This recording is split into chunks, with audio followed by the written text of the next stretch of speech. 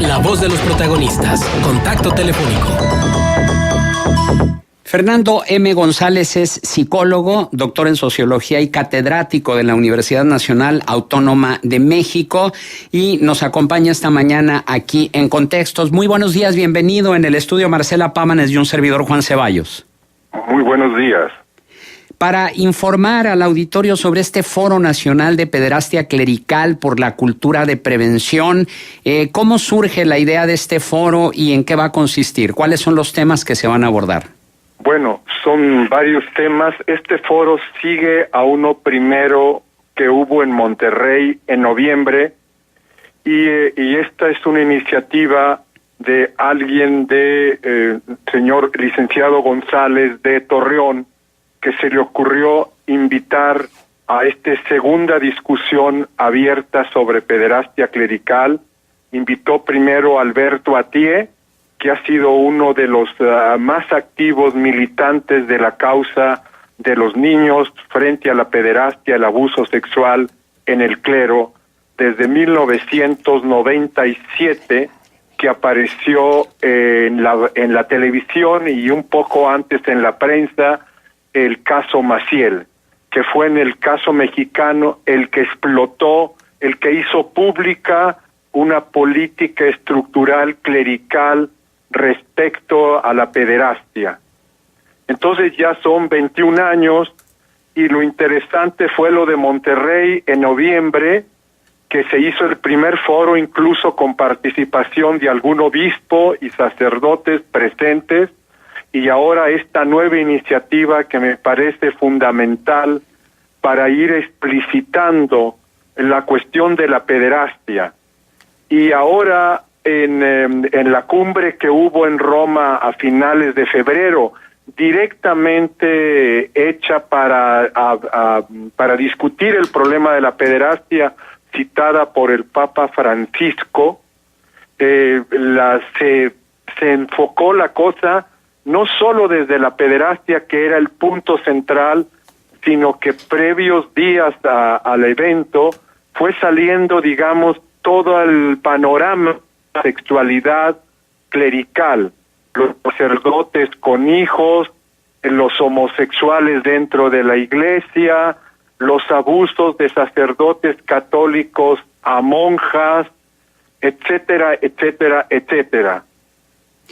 Doctor, usted escribió el libro La Iglesia del Silencio, en el que analiza dos cuestiones problemáticas de la Iglesia Católica Mexicana, destacando lo que es la pederastia. ¿Cómo surge su interés por el estudio y la investigación de este grave problema? Bueno, yo soy psicoanalista y en varios casos que tuve en el consultorio en los años 90, de mujeres abusadas por padres, tíos, etcétera, me empecé a sensibilizar mucho ante esta cuestión. Y en 1997, cuando se da el 12 de mayo el programa del Canal 40, donde varios exlegionarios de Cristo, gentes ya de 60, 70 años, exponen abiertamente el abuso sexual sufrido por el director de los Legionarios de Cristo, director fundador, me conmovió el programa mucho. Terminaba yo el libro de la Guerra Cristera, y entonces en el 2000 me propuse trabajar el tema del abuso sexual en la iglesia. Estando yo en un examen de grado fuera de México, se me acercó un sacerdote.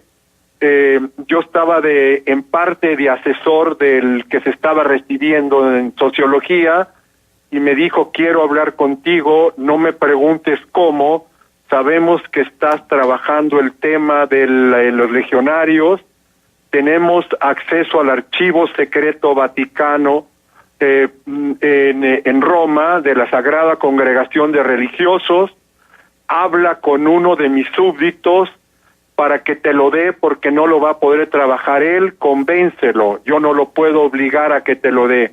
Hablé con esta persona, me citó 3 meses después en su convento para que yo pudiera revisar pormenorizadamente el archivo secreto vaticano.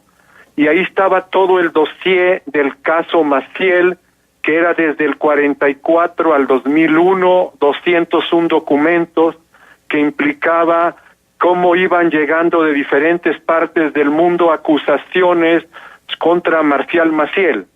Y bueno, eso me permitió trabajar durante 4 años y después se me ofreció el archivo de Flora Barragán de Garza, mecenas del padre Maciel.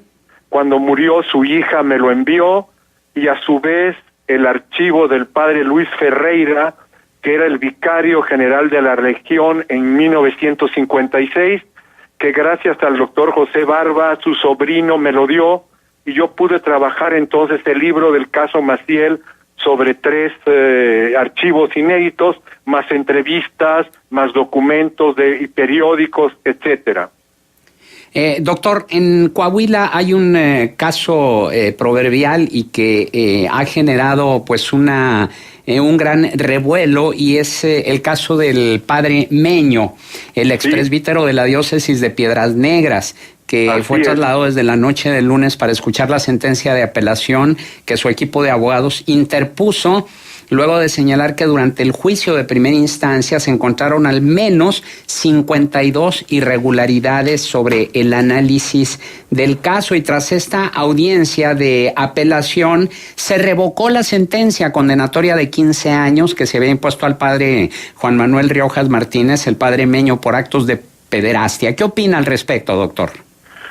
Bueno, mire, yo necesitaría analizar cuidadosamente cuáles son las objeciones y sinceramente no he seguido el caso tan directamente y trato de ser lo más específico posible, por eso me llevó 4 años hacer el libro de Maciel y luego que usted citó de la Iglesia del Silencio, que es una continuación del caso Maciel, porque hay que ser extraordinariamente cuidadosos en las denuncias para tener suficientes pruebas, porque la tendencia es que no solo la Iglesia tiene una política y tuvo una política estructural de guardar silencio al respecto, y puede ver ahora en una entrevista de César Ébola, periodista al Papa, donde el Papa mismo reconoce, esto salió, Jordi Ébola, perdón, en el 8 de abril, donde el Papa dice la hermenéutica era guardar silencio, esa era la cultura. Ese argumento es suficientemente parcial y con trampa. Eso lo analizaré en Torreón cuando me toque dar mi conferencia, por qué digo que hay trampa en ese argumento. Pero digamos, hay toda una política estructural, pero además cuando se logra pasar a los jueces tenemos varias pruebas de otros casos que han sucedido en México, que se alían a los obispos para guardar silencio, o los padres de familia, o empresarios, como sucedió en el programa de Canal 40 en México en el 97, en donde el secretario particular del presidente Zedillo, Carlos Ruiz Sacristán, secretario de Comunicaciones y Transportes, los Lorenzo y Roberto Cervidge, el rector de la Universidad Iberoamericana en este momento, el padre González Torres, los legionarios de Cristo, durante ese mes trataron de que el programa de Canal 40 no pasara al aire porque decían la ropa sucia se lava en casa. Entonces, un perfecto analizador de cómo las cúpulas empresariales, religiosas, políticas se alían y además el Poder Judicial. Eso es lo que sí tengo experiencia. De este caso prefiero no hablar porque no tengo los datos suficientes. Nos está comentando, más bien preguntando, Radio Escucha, Aurora Jiménez, muy interesante lo que dice el doctor. Me gustaría saber cuándo va a ser su conferencia y cómo va a ser el acceso. Va a ser entrada libre, por lo que tengo entendido, y empieza el viernes el evento, viernes y sábado. Así es, viernes y sábado es foro. Este foro, un importante foro sin lugar a dudas, Foro Nacional Pederastia Clerical por la Cultura de la Prevención, el 12 y 13 de abril. Y bueno, volviendo a su libro, doctor, La Iglesia del Silencio de Mártires y Pederastas, que fue editado recientemente por Tusquets, habla usted de 2 temas que tienen que ver con la memoria y el olvido. Es decir, el hecho, ya mencionó lo del caso del padre Marcial Maciel, pero también está el caso de de la guerra cristera y las acciones de apoyo moral a los guerrilleros cristeros. ¿Qué nos podría comentar al respecto? Bueno, ese libro en realidad es la continuación tanto del libro de Marcial Maciel, que se publicó en 2006, Marcial Maciel, los testimonios y documentos inéditos, y un libro previo que yo había hecho sobre la cristiada, que se llama Matar y Morir por Cristo Rey. Y ahí no había pasado el caso de los mártires cristeros, llamados mártires, que tomaron directamente posición con la guerra cristera, que es el caso de Anacleto González Flores, el líder civil de Jalisco, y toda una serie de compañeros laicos en esa época. Lo interesante de esa beatificación del 2000 por Juan Pablo II es que ellos tomaron partido directamente por la lucha armada, y lo que hicieron para poder beatificarlos es limpiarles la pólvora y dejarles la sangre. Es toda una operación de maquillaje. ¿En qué consistió? El discurso del cardenal portugués Arabia, si mal no recuerdo, en el Estadio Jalisco fue decir que hubo una guerra entre mexicanos y que los mártires, estos actuaron como tercera fuerza tratando de impedir un poco la guerra entre hermanos. En realidad ellos formaban parte de una de las facciones. Esta operación de maquillaje es toda una operación previa que empezó desde muchos años antes para poder tener mártires cristeros y para poder suprimir la intervención directamente del episcopado mexicano en la lucha armada, donde hubo evidentemente al principio apoyo a la lucha armada, pero guardando las formas, nunca un documento abierto, pero sí reuniones. Hay todo un archivo, en el archivo jesuita, hay todo un análisis del archivo de la Liga Nacional, y el doctor Yves Solís de la Universidad Iberoamericana entró al archivo Vaticano los 3 años de todas las cartas de obispos directamente a Roma y de Roma a México y a Estados Unidos, etcétera, y ya tenemos a estas alturas una visión mucho más completa de la participación de la Iglesia Católica. Hablar de mártires cristeros es tratar de borrar todo esto. Un caso paradigmático es el del padre Miguel Agustín Pro, el beato jesuita, también que participó en la guerra cristera, obviamente no tomando las armas, pero animando a su hermano Humberto y Roberto, que ellos se encargaban por parte de la Liga Nacional de Defensa Religiosa de enviar armas y parques, felicitarlos y estar apoyando a las familias de los cristeros. Entonces, para hacer la operación beatificación, hay que limpiar la pólvora y dejar la pura sangre para decir, murieron por Cristo. Y yo por eso el primer libro de la cristiada lo llamé Matar y Morir por Cristo, porque no solo murieron, también mataban. Y en este sentido, como estamos acostumbrados en nuestro país de ver una historia maniqueísta de buenos y malos, según un bando, bueno, los buenos eran los cristianos y los malos era el gobierno. Y por el otro lado, bueno, para el gobierno de aquel entonces, pues los malos eran los cristeros y los buenos eran ellos. En este sentido, ¿cuál es la visión que usted tiene en cuanto a esta fabricación de guerreros mártires de la guerra cristera? Bueno, que la guerra cristera fue extraordinariamente complicada. Mismo en el propio campo católico estuvieron en pugna 2 organizaciones para tratar de coordinar el movimiento cristero.